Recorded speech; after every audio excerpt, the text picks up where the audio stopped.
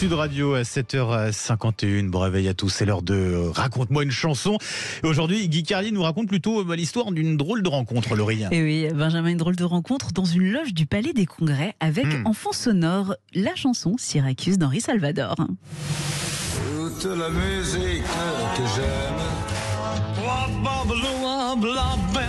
Et maintenant, comme d'habitude.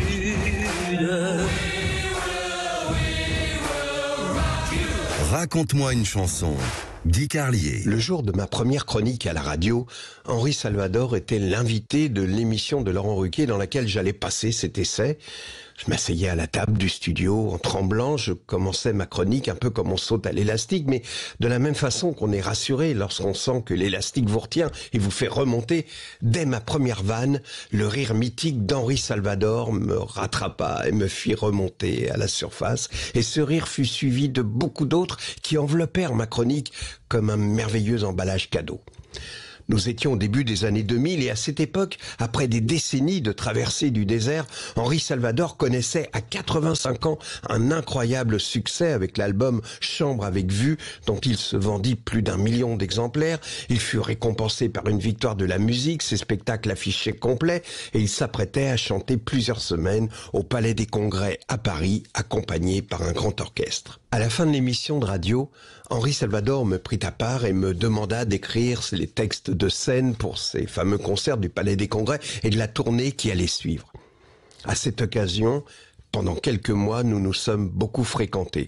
Il me donnait rendez-vous pour travailler dans les salons de l'hôtel Meurice, rue de Rivoli, où il avait ses habitudes, et puis on dînait au restaurant de l'hôtel, dont le chef était Alain Ducasse. Au cours d'un de ces dîners, je lui confiais mon émotion de partager sa table, alors qu'il était dans mes souvenirs depuis mon enfance, comme il était dans la mémoire de tous les enfants du baby-boom, avec des chansons qui ressemblaient à des dessins animés. Zorro est arrivé, Mini Petite Souris, Le travail c'est la santé, et tant d'autres. Et curieusement, mes confidences l'ont rendu triste, un peu maussade, et il a fini par m'avouer sa frustration de n'être reconnu que comme un rigolo alors qu'il rêvait de laisser le souvenir d'un musicien raffiné, d'un crooner élégant façon Dean Martin, Sinatra, mais pas comme le clown qui chantait Juanita Banana déguisé en femme avec des nattes qui remontaient au gré de la mélodie. Alors, pour le réconforter, je lui racontais que mon premier souvenir de chanson datait de ma petite enfance, lorsque ma mère, après m'avoir couché, s'asseyait sur le lit de ma chambre et me chantait Syracuse. J'étais subjugué par la phrase « Et les grands oiseaux qui s'amusent à glisser l'aile sous le vent ». Et je m'endormais en essayant d'imaginer ces grands oiseaux qui s'amusaient à glisser l'aile sous le vent.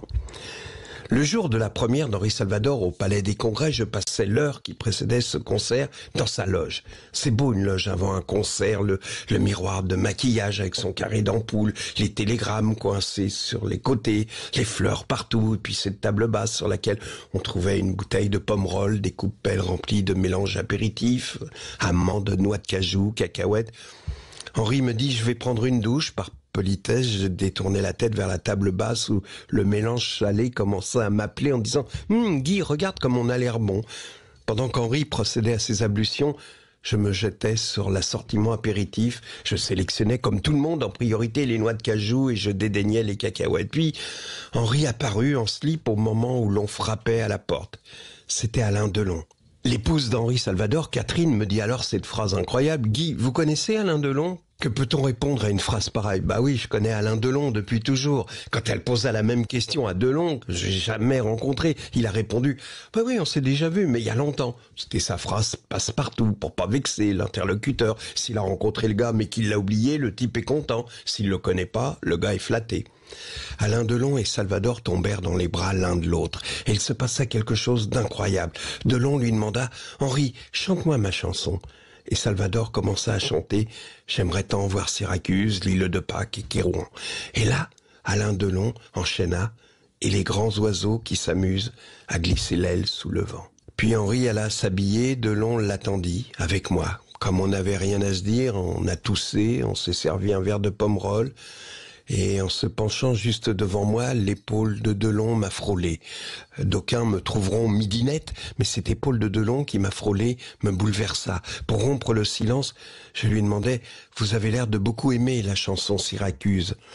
Alain Delon m'a répondu « Il n'y a pas d'autre chanson au monde ».